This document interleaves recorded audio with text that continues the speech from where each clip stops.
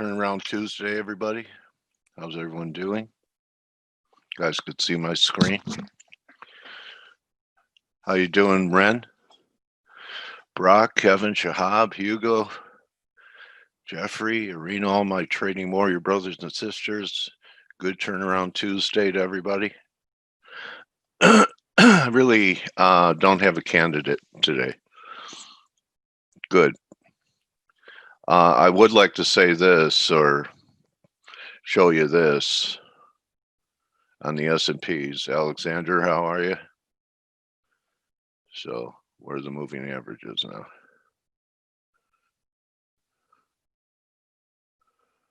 For some reason, they're not popping up.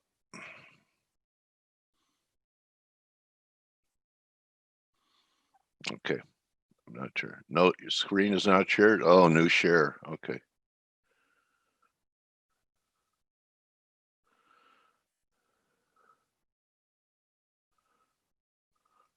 How's that, Jess? That's good, Coach. Okay. I don't know what happened to my moving averages, but the point is on the 2 hour, this low it went right to the 50.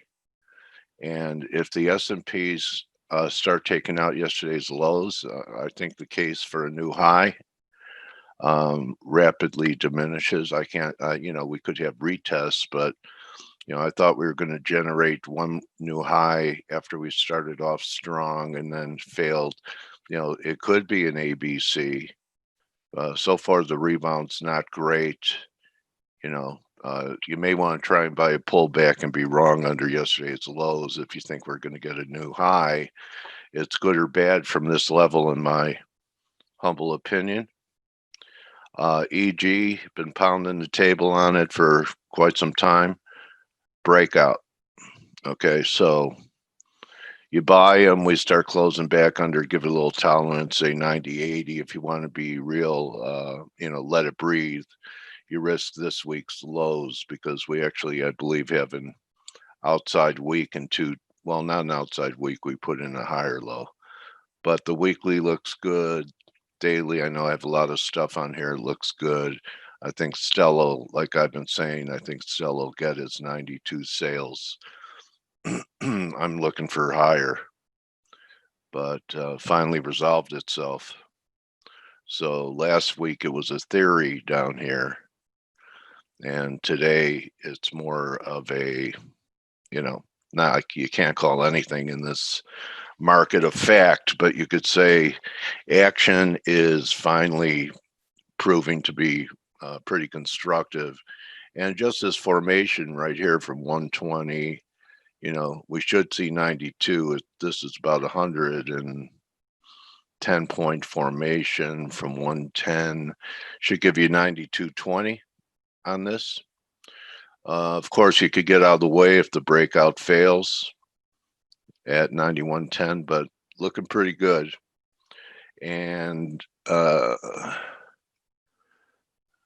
yen popping in line with yields, which, after yesterday proved that there's still a chance that we're heading higher.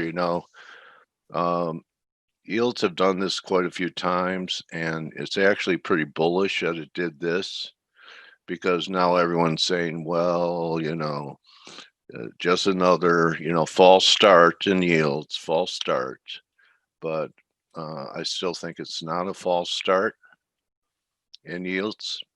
No volume on YouTube, guys, which is supportive to the yen. And, look at this chart. What was it that I was comparing to?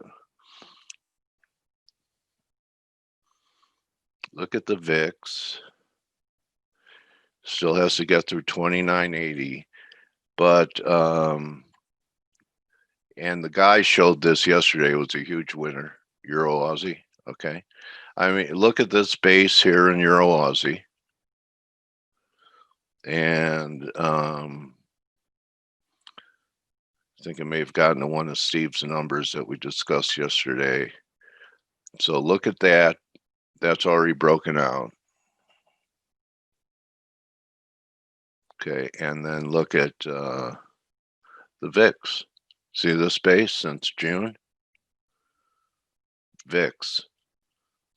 See the space since August, so it's a little behind. But I can't see how higher yields is going to be constructive for risk or bearish a dollar for now. Dixie, yes, I'm still looking for, that's part of the narrative for the S&Ps to generate one more high, is that the Dixie still travels down towards, I had a blue line drawn.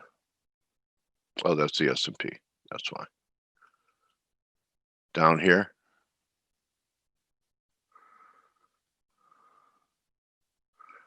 Coming in around 92.5 now, which still won't be a new low, 92.40, so closer to the 78.6 level. I know some people have a 92.60 number for this. So yes, I still think we could get another low, take out this 93 level.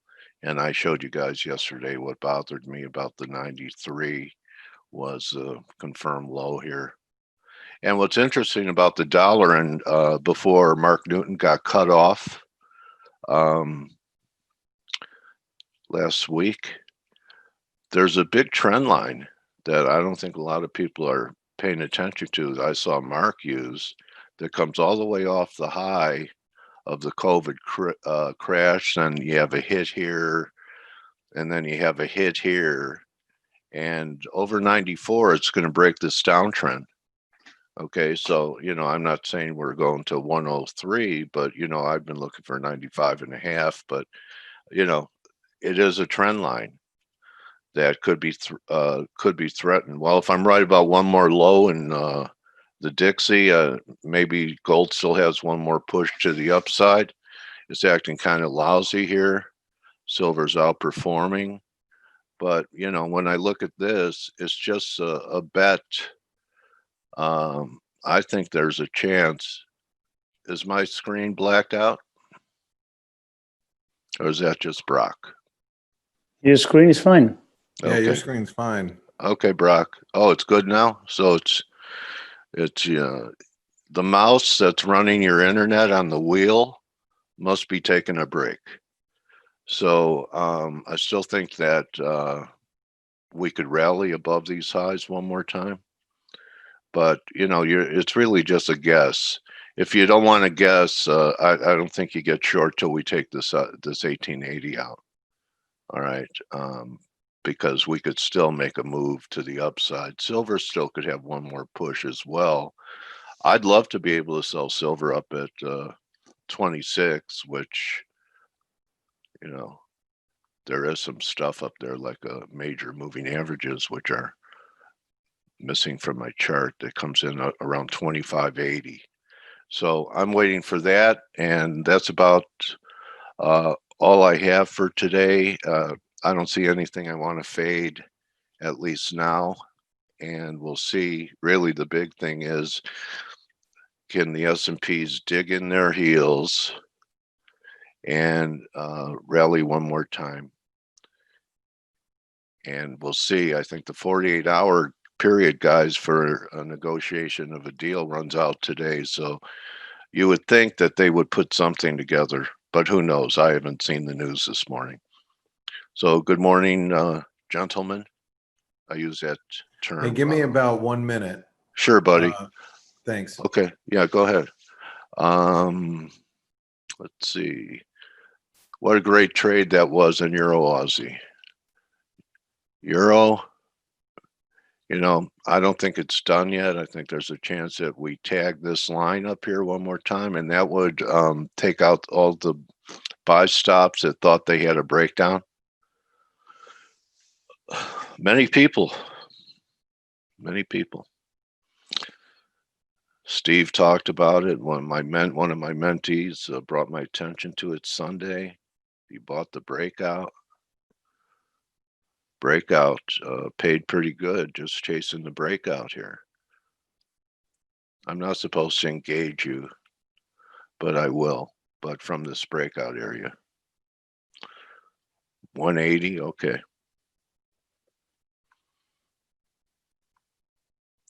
Nice move from the breakout. Never look back. All right. Yeah. Okay. Sorry about You that, good? Dale. That's okay, buddy. Hey, I just I wanted to make sure I get a tweet out today because we have a lot of we got a lot of movement in the FX market. The euro specifically is breaking higher, so I wanted to cover that, which I think is really important today, and want to welcome everybody. How are you doing today? Okay, bro. Yeah. Yeah, not bad. Yeah, not bad. All right. Well, Yeah. we're seeing a move in the dollar. So the dollar is weakening. And thanks for the compliments on the Euro Aussie. The Euro Aussie, this is a big breakout. I mean, we were if you just go back, let me just take you really quick over to the blog. Let me get over here. Okay. So the Euro Aussie was the chart of the day yesterday, but whoa. Wait, hold on. Oh, wait. This is not correct. There it is. No, but this you know what? What happened to my euro dollar yesterday? Crap. This I is think from there was an error and Steve fixed it, but yeah, but he didn't fix it. He got rid of my euro dollar analysis. no. Must have been something happened with the blog. Anyway, Yeah. here, this is the Euro Aussie from the 15th. So we're looking for a break above resistance, a break above the 200-day moving average. And now if you look at the Euro Aussie today, it's screaming. We broke yesterday above the 166 level, and I started to get long. So and it's obviously breaking out today, and we have a long way to go for this particular pair.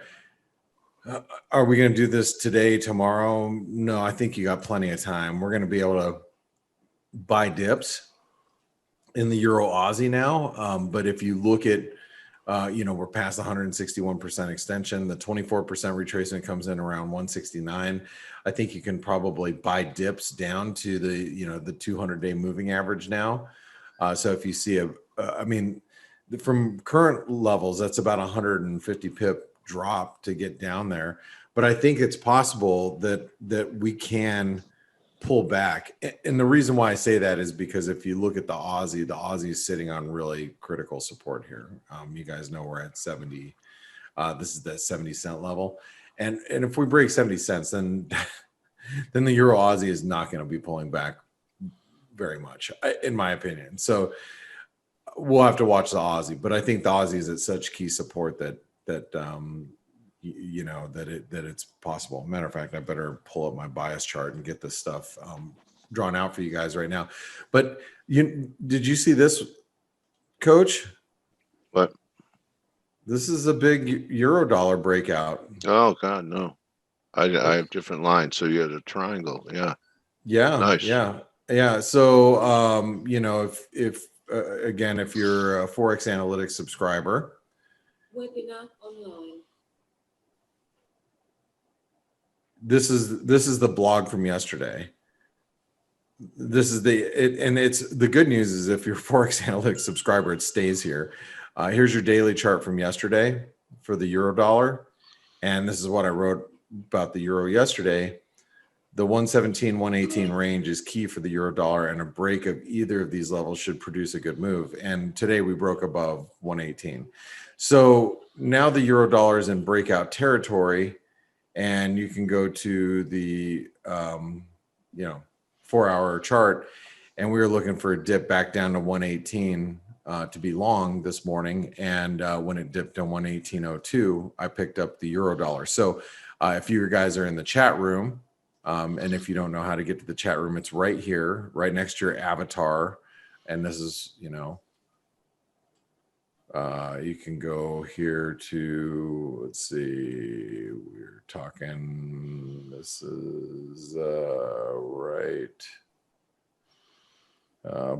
right here at 4:44 a.m. So that was 30 minutes ago. Bought some euro at 118.02.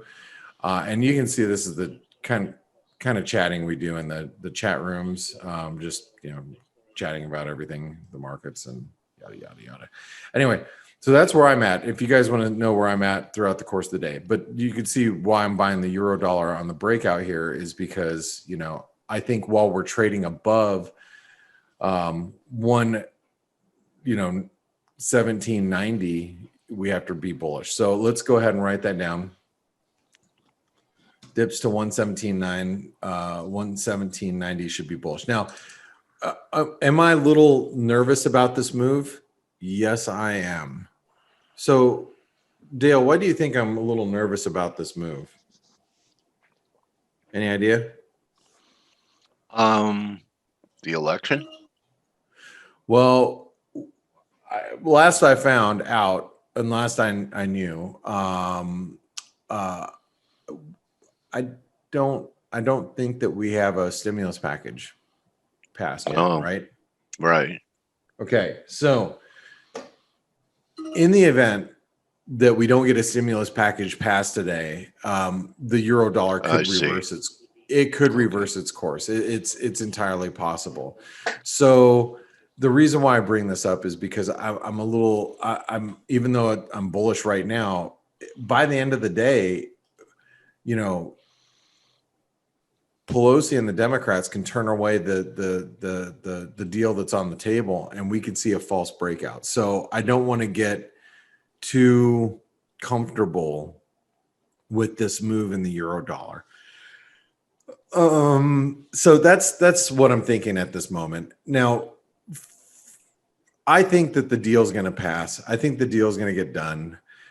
Look, they've been negotiating for what seems to be like weeks, and it's down to just a little bit of verbiage right now. It would be really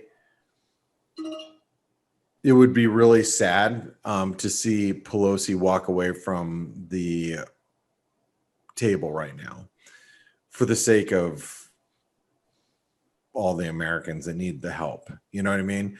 So Yeah. I think it would be devastating. Her own party's been pressuring her to do a deal. It would probably be a career ender. And then people in the chat room were like, well, she's 80. Yeah, that's true.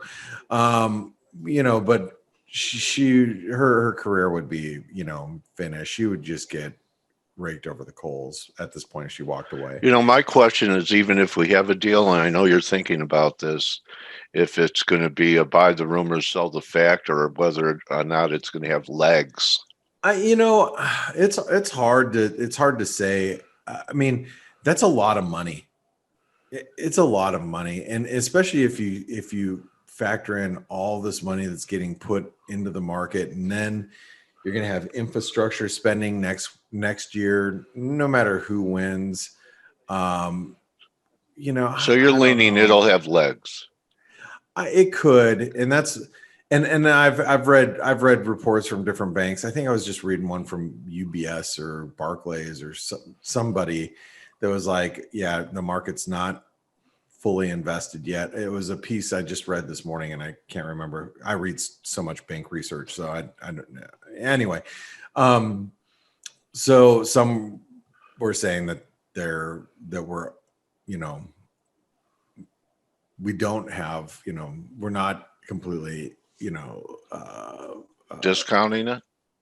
Well, I think market participants aren't fully invested right now. So is what they're trying to say. And so we'll see. I mean, we'll see. But I think buy the rumor, sell the fact is always a risk, especially in a situation like this. So you just got to be careful. But what I'm trying to say is I don't think we can write off the dollar just yet, because if we don't get a deal, then the dollar could reverse its course. So that's one thing that we have to think about. So I'm writing down the euro. Next resistance is going to be 118.32. Resistance after that is going to be 118.72. In case the euro starts to really take off. One of the other things that we should look at here is because this is horizontal resistance. You see that? So that comes in at 118.72. I'm writing down all these numbers for you guys. Okay. Okay, let's go over to the cable. So the cable, we're still in this range, and you might say, well, the pound's not really, rallying with the euro. Yeah, and you should look at the euro sterling, because the euro sterling's above 91 pence now. So the euro sterling's breaking out. It's actually all the euro pairs are breaking out right now. So if you don't, look at the euro sterling. You guys knew that was going to happen, right? I mean, if you use ForexAnalytix, you knew that was happening, right? So, here we are really, trying to break out. So going back to the cable, we have support down here at 128.65. And you know what? If the euro keeps rallying and it wants to pull the pound up with it, then we're going to have resistance at 130.15. And this is range bound. Aussie. Now the Aussie's got a big problem. Do you know why the Aussie has a big problem? Not only are we right at support, Coach, but do you know why the Aussie has a bigger problem than this? We have bear flag and all this other stuff. Yeah, it's not technical. China? No, it's not technical. Look at copper. Oh, copper. Yeah, copper's near the highs. We're at all-time 52-week highs, right? Oh, yeah. Yeah. So copper's rallying. Aussie's at support. What happens if copper gives us a failed breakout? Aussie's going to poop the bed. So it looks like a third drive is setting up there, Blake. Nice look. Yeah. What would you got the high in July? No, that's one. Yeah, that's 1, 2. This would be a third divergence. Yeah. If it fails up here and it rolls over, then the Aussie's toast. So I have to write down today Aussie support at 70 cents. But man, and by the way, this bear flag points to 69.85. So we'll just write down both. 70 cents is, oops, I need to go this way. Damn it. 69.85 support. That would be the flag support. I'm going to put range because look, I should put bearish because it's obviously underperforming. From a price action standpoint, you got to look at the Aussie and go, man, I really don't want to be long, but I have to write down range because we have held the 70 cent level for quite some time. So just, I hate to give it a bearish designation and not have you guys realize that we have really sat at the 70 cent level a lot, And Blake, even if we went all the way down to your blue box area you have underneath the market, that would not disturb the bull market. That might be a great long-term buying opportunity. It'd be a big inverted head and shoulder pattern is probably what it would be. Yeah. Anyway. No, I agree with you. But here, I guess here's the thing that I want to say about the Aussie is, we've been down here. This is probably a risk reward. It's probably a place you want to be long. I'm not comfortable doing that right now, especially with the Euro Aussie breaking out. I'm just saying if I was looking at this Aussie with just kind of took everything out, everything out of the equation. I was just looking at the charts. I'd be like, well, how many times have we been down here and respected it? You could theoretically buy the Aussie here, put in a 50 pip stop and, close your eyes and hold your breath. Again, that's not the way I do things. I'm just saying that there is a lot of support here, I guess is the point I'm trying to make. Resistance today, we'd have to get above, and let me move this over here. We'd have to get above 70.55 to take the pressure off. And if you guys are new to the webinar today, we do the bias chart for you every day. So this is something that's common practice here. All right, so the Kiwi, big head and shoulder pattern, broke this trend line. We're back at the 78% retracement, which will be 65.47. Below that will be 65.05, or basically 65 cents. Be back in a minute, Blake. Yeah, sure thing. 65.45. Is that what it was? I'm just writing it down now. 47. It's all right. Close enough. Close enough for government work. Resistance. I mean, I don't think we're going back up to 66.45 today, but we could, especially if we pass a stimulus deal. I mean, I guess it is possible. 66.45. I'll write it down. We are range bound. The dollar Canadian's been holding up really well. You know, despite this. I mean, look at the dollar Canadian. I mean, what a hell of a bounce. Go look at the Euro Canadian. Again, we want to talk about Euro pairs.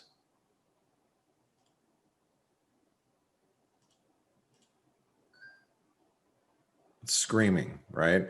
So dollar Canadian, we're range bound as well. We held this one. Somebody correct me, but I don't think you're going to need to. I think yesterday we wrote down 131.50 as being support for the dollar Canadian, either 131.50 or 131.60, right? So if you look at your bias chart from yesterday, oh, here, I'll just pull it up.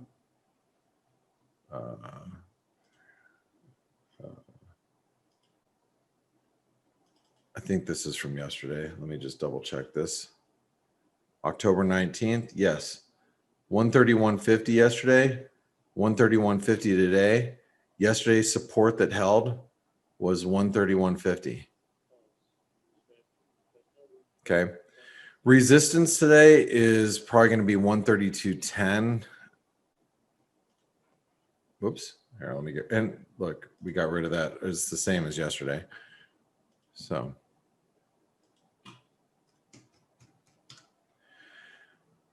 Dollar peso. Okay, so the dollar Mexican peso, another pair that's holding up pretty well. Support right now, 2105 is the 88% retracement, or 2104.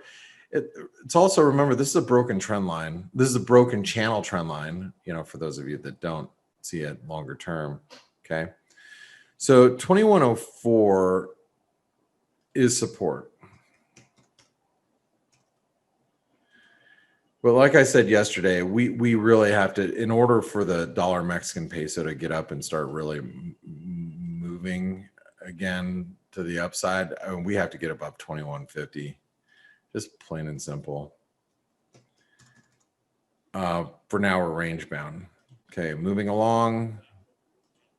Swissy's trading heavy. All the support comes back into play at 90.50, remember.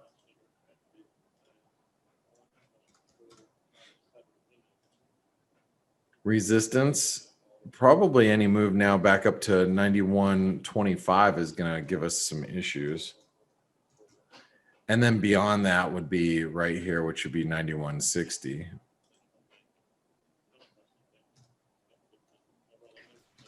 Blake, we have housing data in just under a minute. You know what? Screw housing data. Yeah, okay, fine. Thanks, Stelios. All right, Morning. Thank you.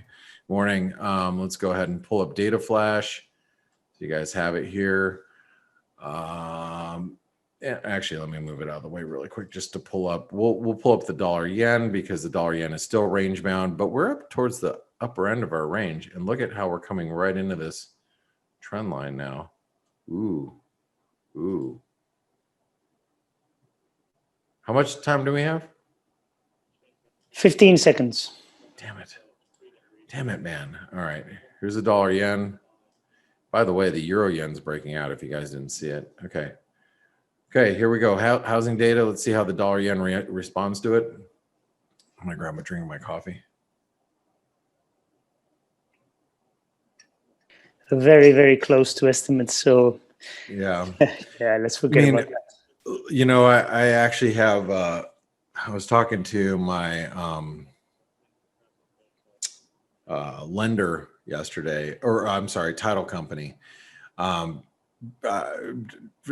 those of you guys that don't know, I was in my home forever a couple years ago. Well, dollar yen's still moving a little higher, and I moved to get closer to our kids' school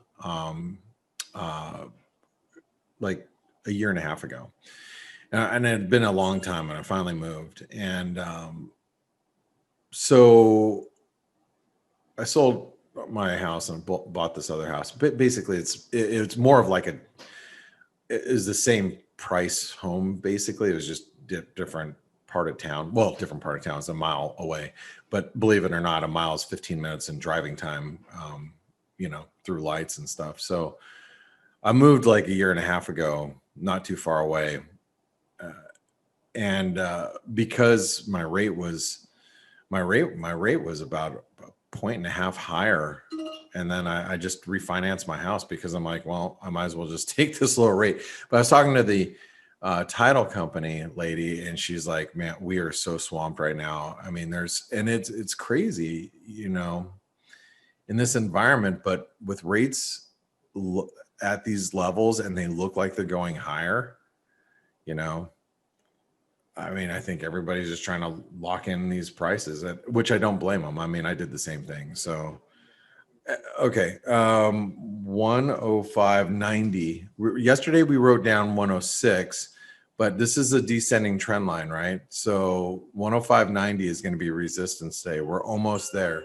Support is still at 105. Remember, this is all about stimulus today. So if the stimulus package gets turned down by Pelosi and the Democrats, we'll see 105 today. So don't think that this is off limits today. It's not. Okay. Dollar index. Let's go do the dollar index really quick. I'm going to finish this up so I can pass everything over to Stelios and Steve and Dale. So here's the dollar index. We're back at this 93.25. We wrote that down as support yesterday. I think today we should probably, we're going to have to just note this as support here. And that comes in at 93. You can see we are at 93.25 right now, but still I think 93 is going to be more valid for today, and 93.50 and 94 is resistance. So 93, 93.50, 94, in case we decide to rally. Actually, let's go 93.90. Sorry. Okay. US dollar, Norwegian krona. I mean, 925 still holding, right? 935 and then 940, but I'm going to write down 935 because this is actually flagging. So 925, 935. Notice the euro dollar is the only currency pair that has a bullish bias. Let me also read this to you really quick. Taki's in our chat room. He brought this up, and I also got this this Bloomberg article from the guys in my office. Sent this over too. This is from Bloomberg. The European Union's first offering of social bonds was said to receive orders of more than 150 billion euros, or 177 billion, a record for dual tranche issue in the euro area. Blah blah blah blah blah. I can read off all this other stuff, but the point is this euro denominated debt is getting gobbled up by investors, and this could be one of the reasons why the euro's bid. And I'm going to tell you guys and just tell you again, okay? The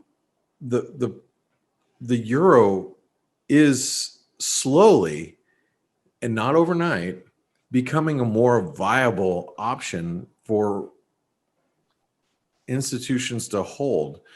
The more euro continuity we see and the more fiscal, agreements we get with the European Union, and the bigger the bond market becomes and the more debt that's issued, the Deeper. more the euro becomes more of a viable option as a safe haven currency versus the dollar. So you're going to see that continued diversification away from the dollar. And that's why, longer term, I've told you guys, I am bullish the euro. I think the euro is probably going to see the mid 120s to 130s over time. Is the euro going back to 150 anytime in the near future? I don't think so. Or 140, I don't know. But I think the so. euro is going to, I think the euro is going to be back at these levels, By the way, the euro I think is at new highs of the session right now. Not because of me. It's just you can see it came across Reuters. Blake Morrill talking about the deepness of euro that's bonds. That's it. They're listening. Okay, let's. They do. They do. Of course they do. No one listens to me. Just you, Dale. You're the only person that listens. Your to me, kids, which is do, great. man. And believe it or not, I'm very happy about that. 3420 is support for the S&P. I think we wrote that down yesterday. We held it. Do you guys know why? It's a 38% retracement. So that's got to continue to hold. We wrote that down yesterday. I got to go look at what did we write down yesterday? This is from yesterday. 3420. And I put an asterisk next to it today because it is important. I think we have to hold that. Whoops. Put 2 asterisks. Now, below that, things will get a little dicey. So, resistance, we just have to write, today, 3,500, then 3,550. We'll write them both down. Oh, shoot. That was from yesterday. 3,500, 3,550. I keep us in range, but I think you have to have more of a bullish kind of intraday slant. Okay. Gold. This is the thing that has surprised me. And just so you guys know, this is my note to our traders this morning in gold. Gold is still consolidating in the triangle, which is surprising with so much US dollar weakness. You would think the gold market would be much stronger above 1920 by now. And I have to say, a good point. I don't know why we're not, we haven't broken out. It probably has more to do with, stimulus getting passed or not. Let's not forget that the 1920 is the previous all-time highs. So that today is still resistance. Okay. This is a triangle that's ready to break out. If stimulus gets shot down, we'll probably do this. Break down and then eventually bounce at some point. But triangles, this thing's ready to go. I don't know if it's going to be today, but it's ready to go. Okay, so here's your bias chart. I'm gonna leave it at that. For those of you that want to join me every day, because that's where I'm at all day, every day in the chat rooms, try out ForexAnalytix. It's only $1 for 10 days, so try it out. Download the mobile app while you're at it. And if you want to try to get ForexAnalytix for free, there's this banner here. It's Pepperstone Securities. If you open an account with them, if you're outside of the U.S. or Canada, you can quite possibly get ForexAnalytix for free for a period of time. And by the way, Steve, are you here? Blake, they have to do it from another page though, and they have to follow that link. Oh, well, doesn't this? Because people that don't have an account don't have access to that banner. Oh, got it. Yeah, so you got to go down here. That's correct. Sorry. Yeah, So you need to go to ForexAnalytix homepage and ForexAnalytix sponsored. Sponsored, yeah. Yes. And then you click on this link where it says open account. Yes. Yeah. And if you want to watch, this I just put the link on the chat, by the way. Huh? Okay. I just put the link on the chat. Yeah. Thank you. Yeah, if you want to watch like Chris Weston, he's the head of research there at Pepperstone. He's awesome. I love Chris. He was at our Trader Summit the last month, and he's a wealth of information. So and he treats the customer service they give their Pepperstone clients is the one-on-one is pretty awesome. You get you have like a guy that you personally will, a guy or gal, so an account representative that you specifically talk to. It's pretty cool setup they got over there. And I like that. And that's why we partnered up with them. All right, guys. Well, hey, I'm going to pass it over to you. But before I go, what do you think about this Euro move, the stimulus that might be happening? What are you guys thinking right now? Good question, man. I think we're just chopping ahead of the elections and ahead of the potential stimulus bill passing or not. But we have a breakout in the euro. So how do you feel about that, Steve? If it wasn't for the circumstances, I definitely want to trust it, because the move that followed the first leg higher looks clearly corrected to me. So I think it's it's the real deal, most probably. Yeah, I mean, what Steve is talking about, these are some pretty big moves that are just now consolidating. The pullbacks have been very shallow. When you have a shallow pullback, the risk is for a continuation in the direction of the prior move. Yeah. Right. So yeah, guys, I think you have to be on the lookout for continuation move here with the euro, and I try to imagine. Let's talk about this for a second. Let's say a package doesn't go through, stimulus package. Let's say Pelosi does the unthinkable and just walks away from the negotiating tables, and maybe it's more of spite of Donald Trump.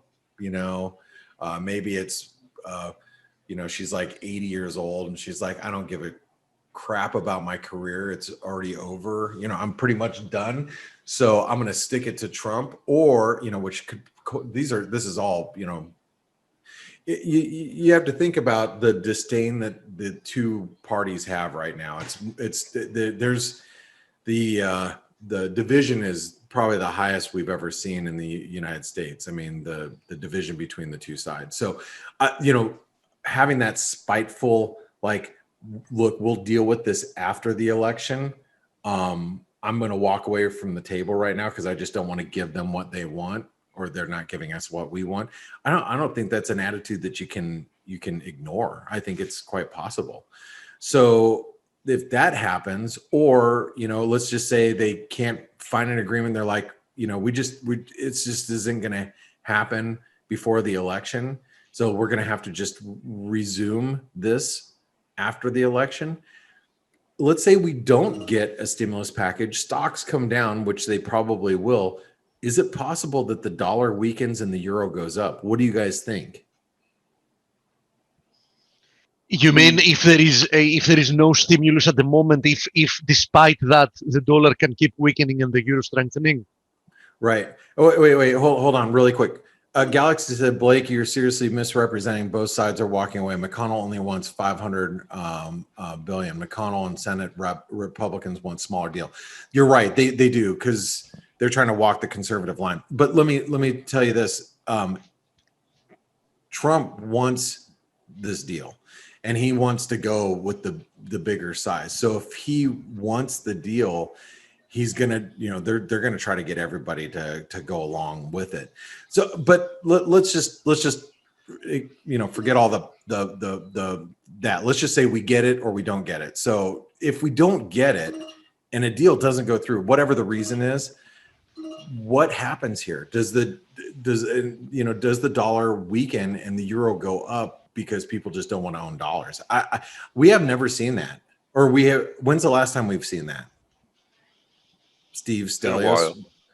Yeah, Dale. Listen, theoretically speaking, if that's the case, the short-term reaction might be lower in risk, and that should put some type of,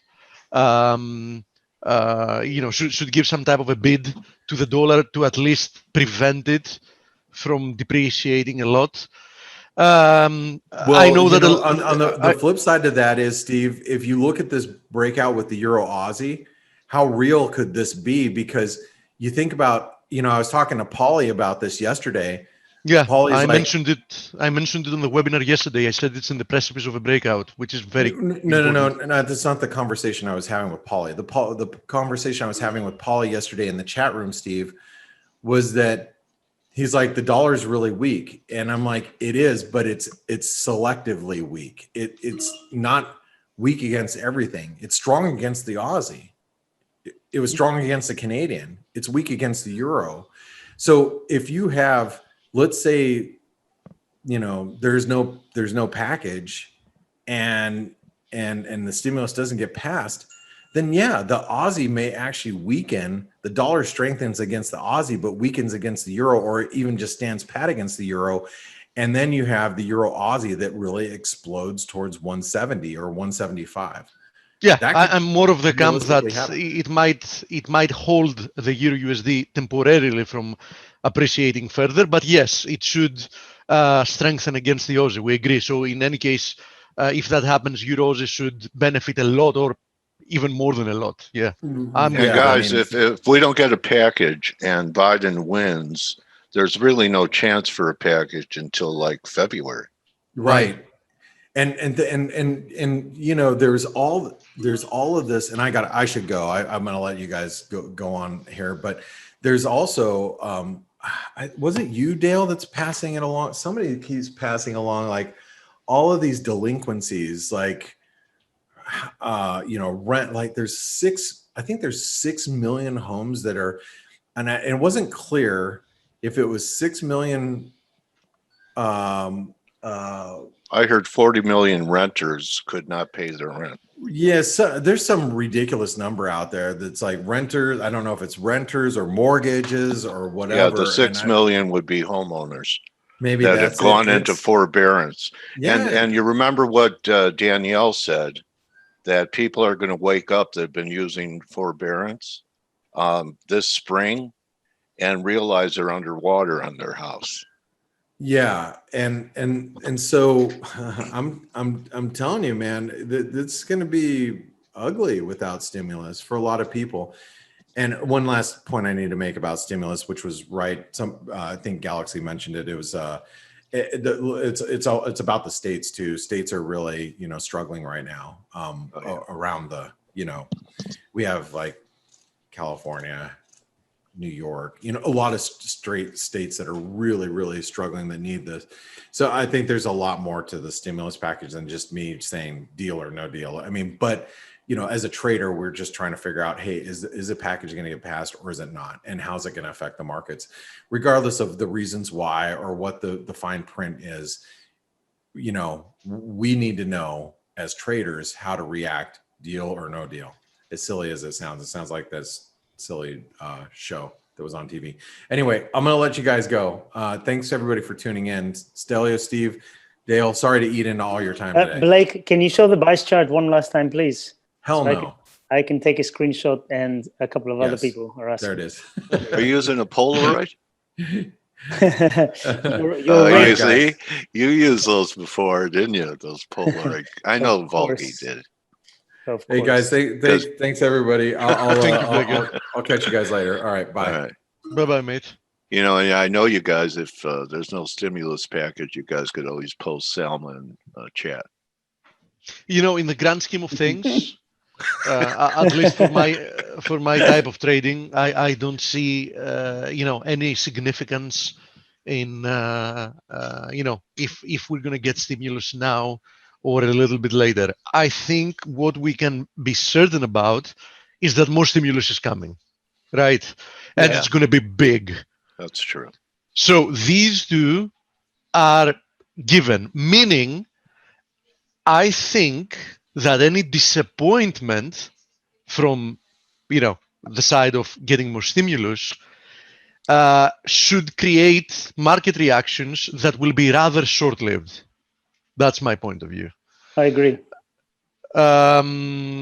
So because, you know, the markets will initially, you know, have a knee-jerk reaction, a negative knee-jerk reaction, but soon enough, people will start realizing that, okay, what's the worst case scenario? Worst case scenario, we get even more stimulus. Worst case scenario by February, right? That's the absolute worst case scenario. And the closer we get to that, and of course it might happen that it comes earlier, the more the markets are going to be rushing to price in that as a fact. So And if history has taught us anything over the past 12 years, when things get tough, central banks come in and absolutely. They do the two things they know how to do: the zero rates or negative and QE. And even though it's debatable whether they actually work as they intend to be, as their effect is intended, this is what they know how to do, and that's what they're going to do again, and more and more and more. So yeah, in any case, they can't do anything else. Yeah. Even if they wanted to. I mean that if you have a hammer, you can just Everything hit looks things. like a nail to you. Yeah, Yes. and you can only hit things. I mean, if that's what you have, that's what you can do. Yeah. Okay, so quite a few things we have to talk about. Stelio, anything? I have nothing new to say. It's the same from yesterday. We're just still waiting all these two issues. Will they? Won't they? Agree? Both sides. Yeah, it's boring. Honestly. It's frustrating for everybody, I'm sure. And like you said, I think the knee-jerk reaction is going to be, if there is a disappointment, it's going to be short-lived. Yeah. But we just have to wait. And Indeed, we do. I'm not touching the markets at the moment. I have several things to talk about, so I'll have to be, photographical, as they say, very brief about everything. So DXY still below 94, still below the broken channel. That obviously keeps us with a bearish bias on the dollar. As Blake showed, I don't consider the Euro USD to have broken out, by the way, but I do see it as it's attempting to break out. For my standards, me, I want to see a daily close above, let's say, 118.20, 118.30. Then I will consider this a breakout. But in any case, I clearly see that this correction was this latest move that lasted significantly was corrective. Now, Aussie USD breaking down from this flag, pointing lower. Kiwi testing this channel trend line support, about to break down. Aussie yen, exactly the same thing as Kiwi. As you see, the formation looks, like a fractal of what we saw in the Kiwi, testing support as well. Kiwi yen, more or less the same deal, meaning that 3 out of 4 are in the precipice of breaking down while Aussie is leading the way, question mark. Now, interestingly enough, and I know that Blake very briefly showed it, copper seems to be unfazed. We know that there was traditionally always like a positive correlation between like the Aussie and copper, which couldn't care less in this case. It has actually broken above this flag like almost a couple of weeks ago. And I think it's on its way towards 330, and an eventual break above 330 is going to be a very, very bullish development. Gold and silver more or less doing nothing, but especially about gold, it still looks like it's testing resistance for this pennant. That tells me that it's very, very likely that we're not going to see another low. Natural gas, as expected, is making another attempt to attack 290, and cap and handle formation very likely above 290. I think that we're going to trigger a lot of stop losses. A lot of new positions will be taken above that. At the same time, we should be breaking through this trend line resistance in the RSI as well. So I do think there is a very big chance that we're going to see a massive move higher in natural gas if bears don't manage to support to defend this resistance area. So that's another thing to consider. With everything that's happening, crude manages to maintain this Zen status. It seems to be reacting to basically nothing. So I'm still waiting to see what are the two scenarios we have here. Is this like a channel and we have one more leg lower before higher, or is this a symmetrical triangle and we're about to break higher and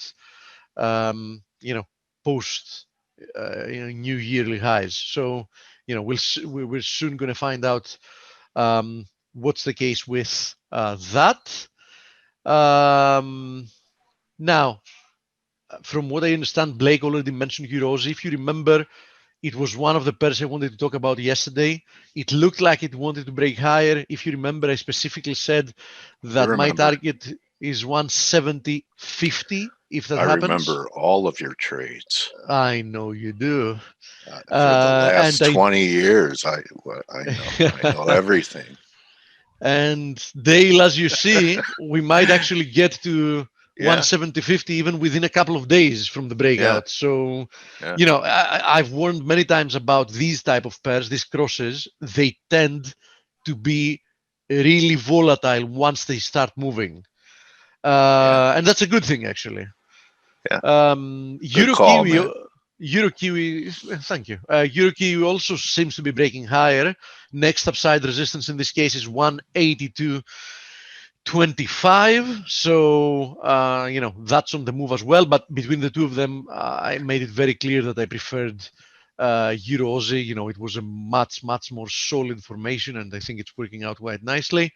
Now, having to do with the equivalent pound pairs, pound broke through several days ago through the symmetrical triangle, which tells us that at least there is at least one more leg higher.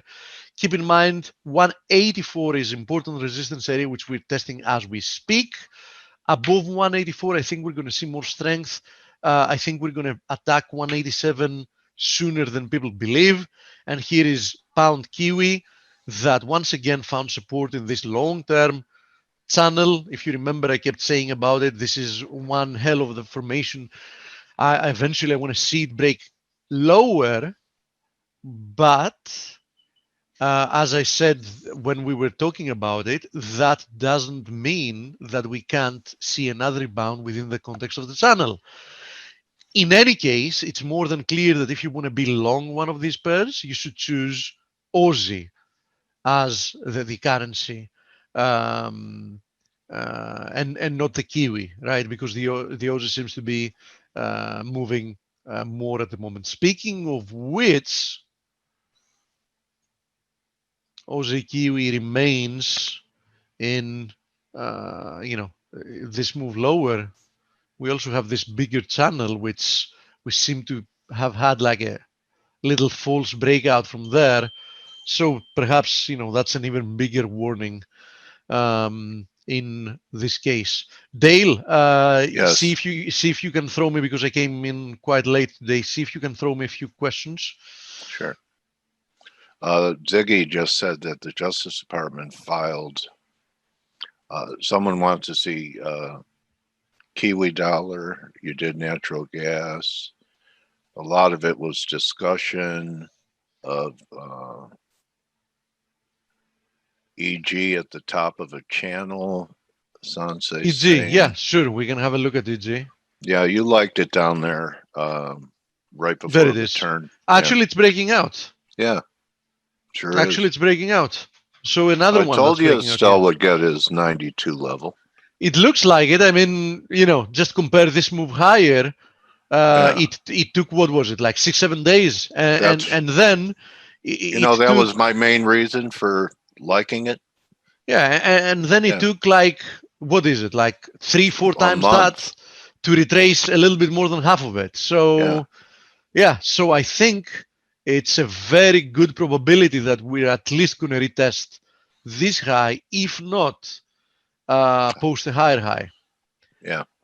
So keep that in mind. I do think that it looks quite nice for more upside if we close above this flag on a daily closing basis today, which looks like a decently high probability from what I see at the moment. I think that's it. I think that's it. Who do we have? Pretty Who much. do we have today? David Keller. David Keller. Okay, what is he going to talk to us about? You know, it's a CMT and he's on stock charts. So he's a technician. So he'll be talking about different shares and in, you know, ETFs, etc. Okay, interesting. Excellent Nice. technician. CMT. Are you a CMT yet? Halfway there, but unfortunately the burden So of you're work. a CN? Because N is half of an N.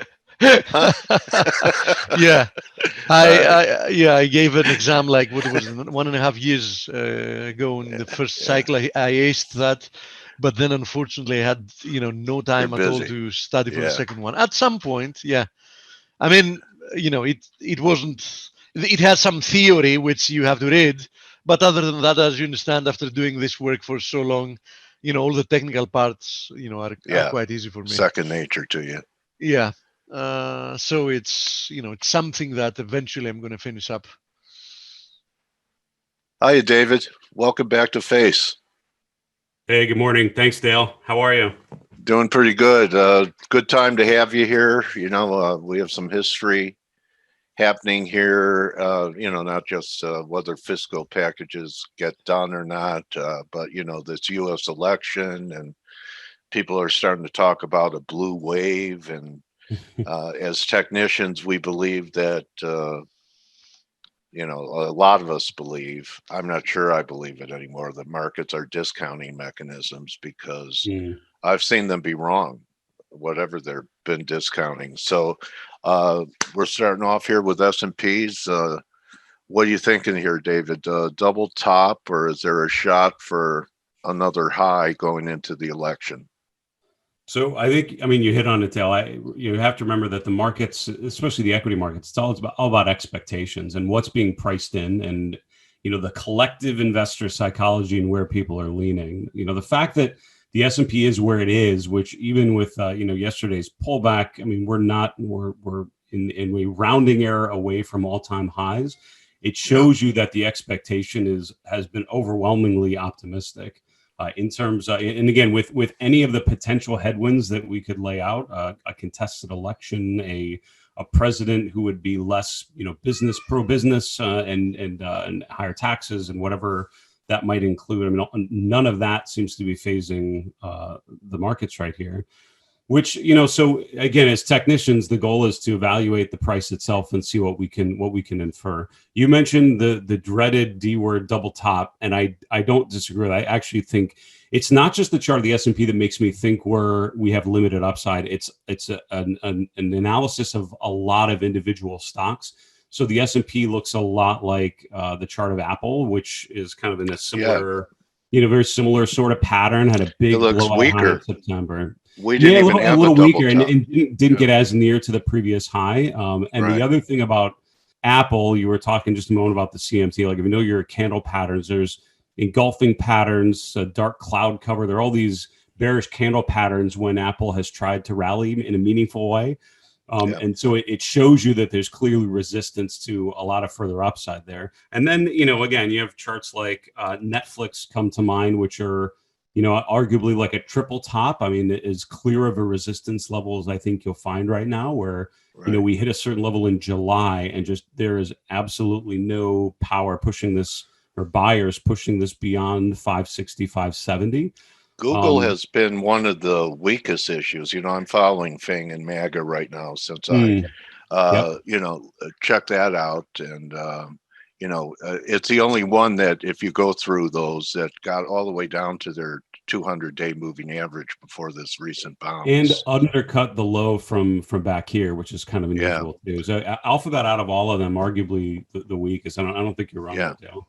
And again, so, if you think about technical analysis 101, the basic thing I coach people to ask is this chart in an uptrend or downtrend? And the way you do that is by looking at the highs and the lows and just looking at the price swings and seeing what pattern emerges. And I think from March to August to early September, you saw one pattern with Google, and now you've seen a lower low, and now we're establishing a lower high. So by definition, the stock's now in a downtrend. Now, the reality is it hasn't been that destructive. It's still not far off of 1700, but it's certainly leaning more negative than positive. And so I think when I'm looking at the S&P or all of these names, I see a lot of names that have appreciated. I see a lot of stocks that are, showing the signs of what tops usually look like, which is either lower highs or bearish divergences, showing, higher highs, but weaker momentum. So you're seeing that in some stocks. And so I think, at this point, it says basically short term, we're pretty rich.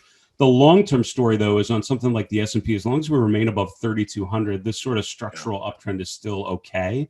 So I think what my base case is, and if you look at the seasonal tendencies going into, in an election year going through the last 3 months of the year, we had a panel on Stock Charts TV yesterday on the presidential cycle, and Jeff Hirsch had some great charts showing this, which was basically October tends to be pretty weak regardless, and then November and December, regardless of who wins, if it's a new president or a re-election and a sitting president, November, December, just the seasonal tendencies of strength tend to overwhelm any sort of negative implications of a new president or an old president. And so November, December tend to be pretty strong. And so my base case is we sort of get back to that 3,200, 3,250 level over the next couple of weeks, and then we resume an uptrend into year end. Could it be, David, that people have such outsized gains in FANG and MAGA that they're rotating into things like oils? I've heard cyclicals, and if the capital gains tax would change under Biden, that they're going to the door for better tax treatment before that happens, and they're rotating into unloved areas. Are you seeing that? So absolutely, right? So the question is, if there is limited upside, what are you going to do? And so that means, number one, you'd think about taking profits. And we're at that time of the year when you think about year-end tax implications, and especially if you've had gains, which hopefully investors do, and a lot do, but just because the market itself has risen. So you have to kind of think about how to deal with that. That would naturally get things out of what's worked, because that's where you have your biggest gains that you can take that off.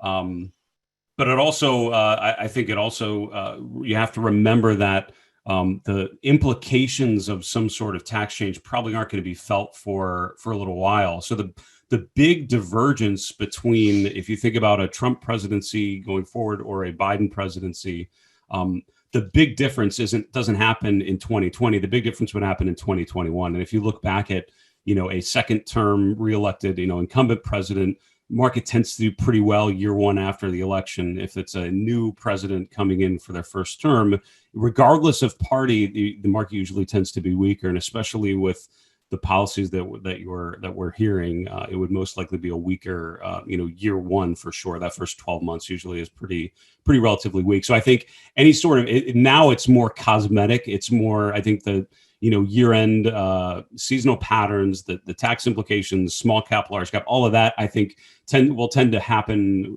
related to the normal seasonal trends. I think next year is when you'll feel the dispersion between who's president and what that might mean, because that's when you start to really digest big changes and what that might mean for people. And I think that's when investors would start to get a little more negative, with a Biden presidency potentially. Yields had a nice little pop a couple of weeks ago and then settled down, and now they're challenging the highs of last week. I'm wondering what groups, I actually think we could get back to the lows that we had in 2019, about 140 or so. We clear 90, that would take it there, right? 50 to 90, 130. What markets would be affected the most by a rise in yields? And if it's a steepening, will the market like it? Banks? So, possibly? It's a great question. And so I think, if you look at the long-term chart of the yield curve, and we'll see how quickly I can find a good long-term chart of this. The chart I was going to show you is we have a chart of the 2s and 10s spread and how that relates to recessionary periods. And essentially what you had here, give me a second. Sure. Check your time. It's right in here. But basically, if you look at long-term interest rates, where is it? Yeah, I'm not going to find it. If you look at it, right, that the shape of the curve, we sort of have this, flattening of the curve, and since then, potentially we start to widen out a little bit. And if you look, that usually indicates where, recessionary risk is lower, and that tends to be a little more constructive. What's interesting is the way that the market has behaved relative to that flattening is a little unusual. I mean, because it's rallied in the face of a lot of potential headwinds like that. Steeper yield curve you'd think would be good for something like financials. The Right. challenge I have with financials and energy, which is sort of the things that I would sort of normally start thinking about, is just the relative strength has been so challenged. So if you Yeah, look at the yes. chart of the XLF, this is the financial sector for the last 2 years. The underperformance of financials is not a coronavirus story. That's a story from a lot further back in this chart. I mean, it's been a multi-year stretch of underperformance. And the ratio I love to show is looking at the ratio of the XLF versus the XLK. And if you had a binary decision of, do I own financials or technology? I'm not seeing anything, even with anything we just talked about, that would compel me to lean into financials and away from something like tech. Now, that could change if people start really taking profits on, tech names that have outperformed, if the work from home trade starts to unwind, if financials start to break out, which they really have just not been able to do.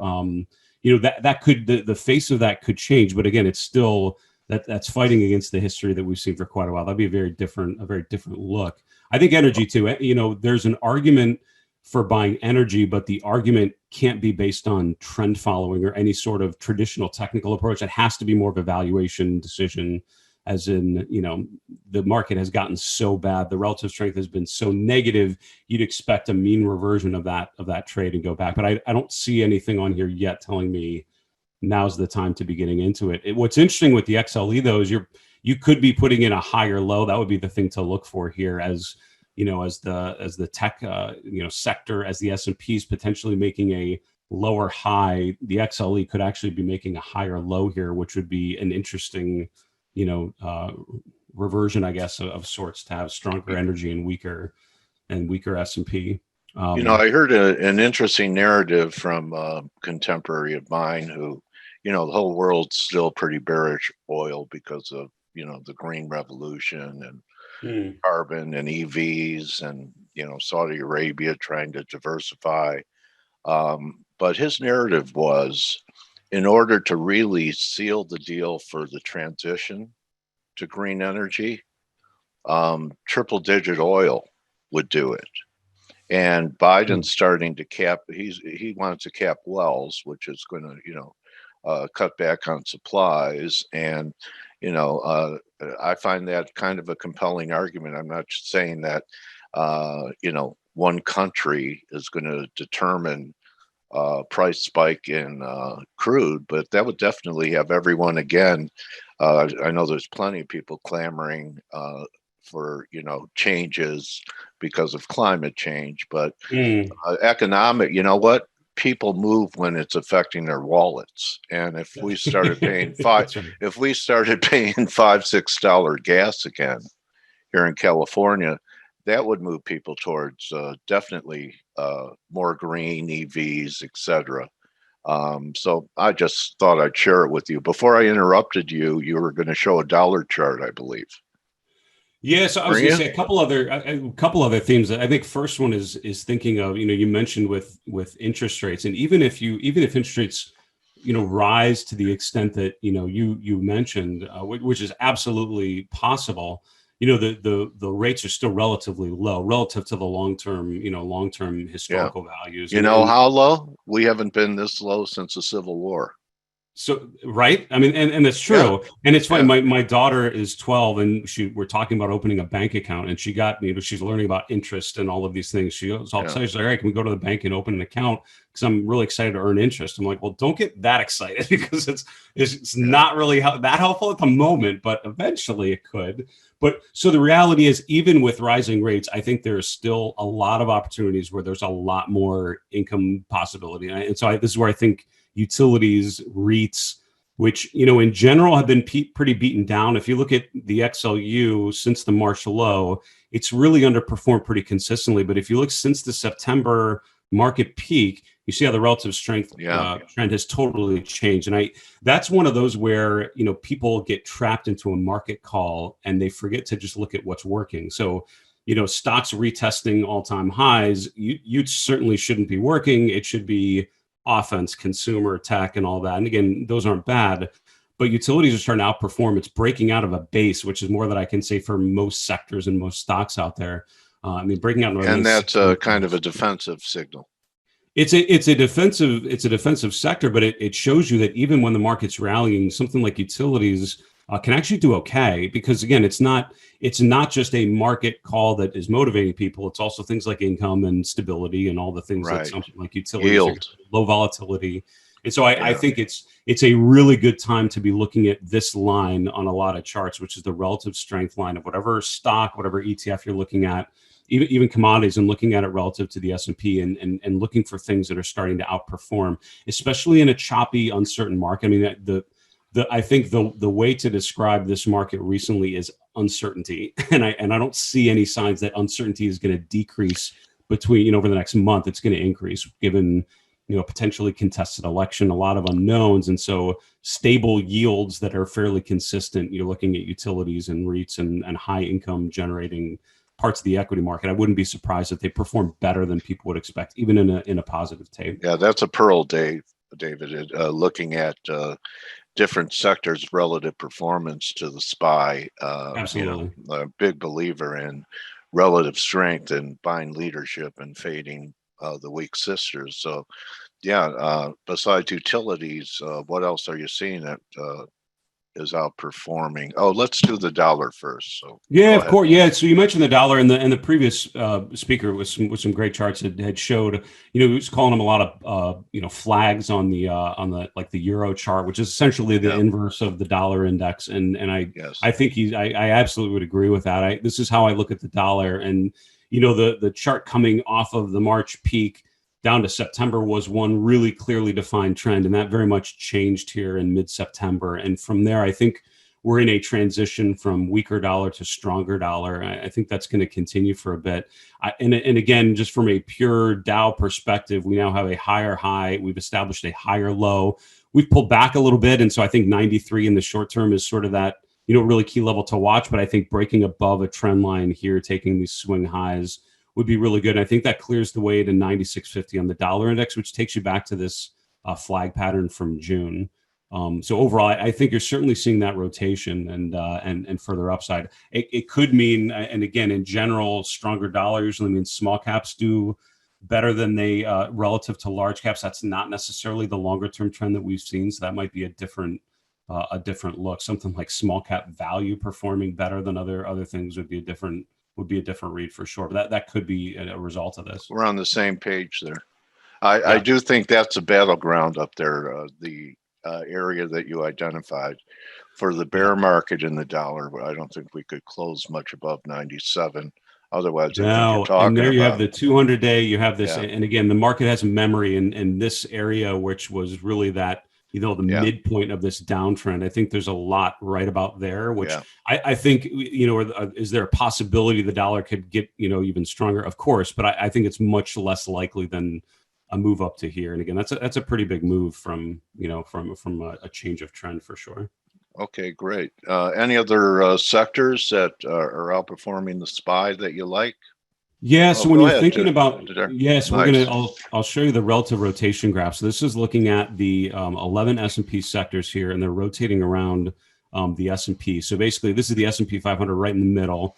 This is looking at Right. the last 5 trading days, and essentially further to the right means you're outperforming, further to the left means you're underperforming, and then the y-axis is sort of the momentum, sort of the rate of change of that. So Okay. things tend to rotate in this clockwise direction around the benchmark in the middle. And Cool chart. so what you've seen in the last week or so, utilities, as I mentioned, has been a strong performer. So even though it's coming down here, it's further to the right, which means it's been outperforming, and that's the trend that we saw in there. The other things that have been doing well on a relative basis: technology, consumer discretionary. You see how these are starting to rotate down, though, and what that could mean is sort of a change of character. What's emerging and rotating more positive is industrials. And sort of the way I've thought about sectors are you have sort of tech and consumer discretionary are sort of the two main sectors. Is obviously Amazon and everything in consumer, and in tech, Apple and Microsoft and others that have been strong relative performers for quite a while. Then you have sort of the second tier of strong performers, and those are industrials and materials, and those are two that are actually increasing in momentum, kind of heading in this direction.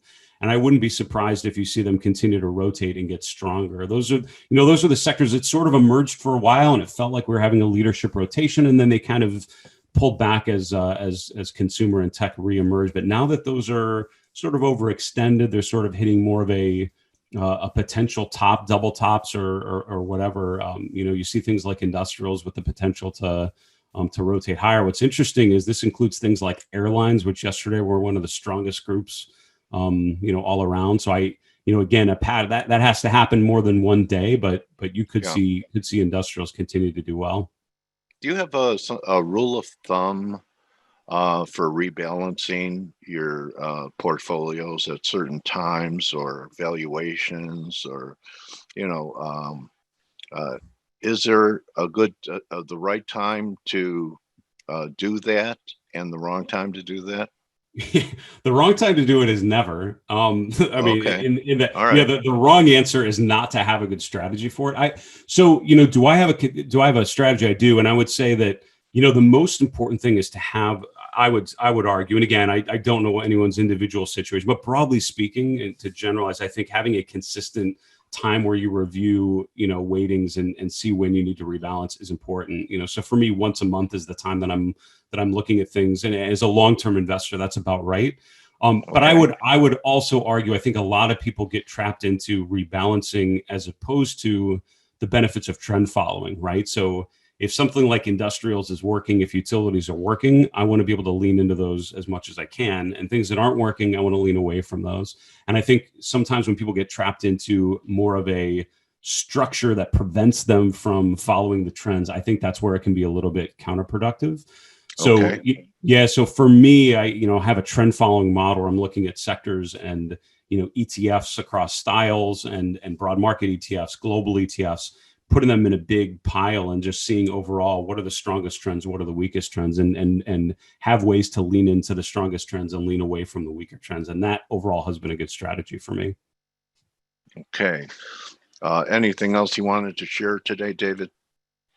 No, I would say for me, I think the big question mark is, as we're at or testing new highs, what are the characteristics of the market? We talked about potential lower highs. We talked about, the concerns of bearish divergences that you see on some charts that have been making new highs. I would say the only thing we didn't talk about was maybe more of the breadth characteristics. So when you think about market breadth, that's really a measure of participation. So it tells you, right. If the S&P is doing X, what are the breadth characteristics? What are the individual companies doing?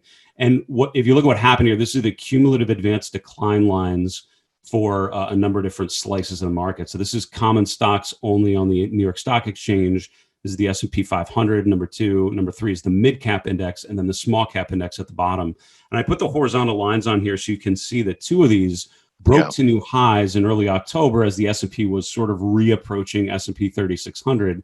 And it was the S&P advanced decline line, which broke out, and it was the mid-cap index, which broke out.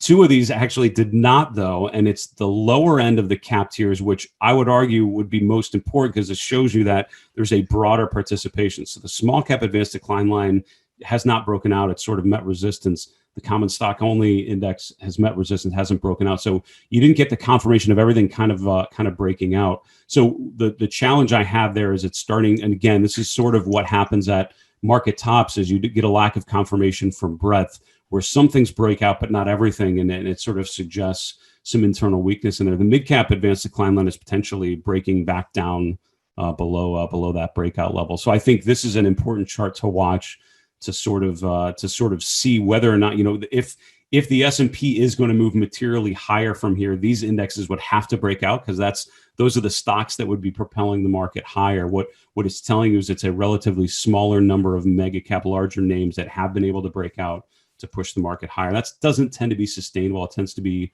more characteristic of the latter stages of an uptrend and not the earlier stages. What a great presentation, buddy. Thank you. I appreciate it. The last thing I would say is with sentiment, there's some extremes in particular. Just one final thought, if I can. Yeah.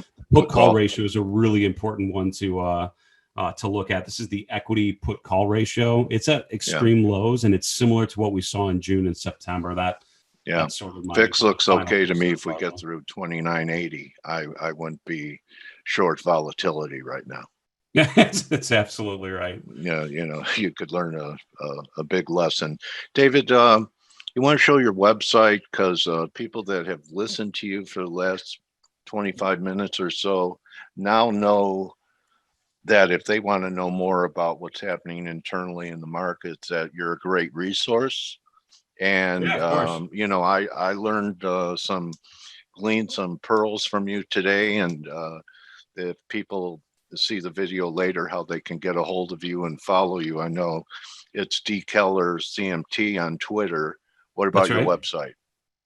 Yeah, absolutely. So, I mean, stockcharts.com are the charts that we've been using for, for the presentation here. And again, this is the homepage. It's a really good starting point. And especially if you dabble at all in equities or ETFs, we have a lot of really good ways to rank those. So we have a proprietary ranking system called the Stock Charts Technical Rating, where we score stocks based on a simple trend following model. But it's amazing how well it'll point you into the charts that are working and point you away from the charts that aren't working. And I would argue for individual investors, more often than not, that's the game, is identifying the trends and following the trends. And hopefully we give you some ways to do that.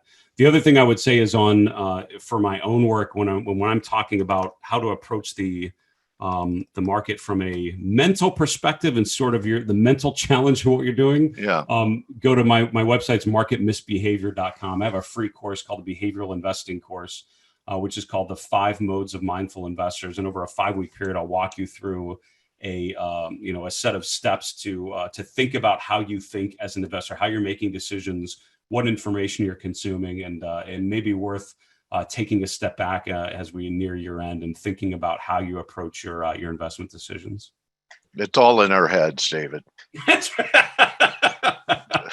it's very true. Very true. You know, that's we produce our own movies in our heads. So, you know, some of them are horror films, some of them are happily ever after, but we're the producer, aren't we? So, you know, David, right. Thank you very much, my trading warrior brother, for coming in and sharing some real important points and around a potential inflection point in the market. I appreciate you, David. Thanks again for edifying the FACE community. Absolutely, Dale. Be well. Stay safe. Talk to you soon, all right? Okay. That's a wrap, everyone, for Turnaround Tuesday. Good hunting the rest of the day. We'll see everyone tomorrow. And remember, don't just count your relative strength sectors, count your blessings, and we'll talk to you tomorrow. Adios.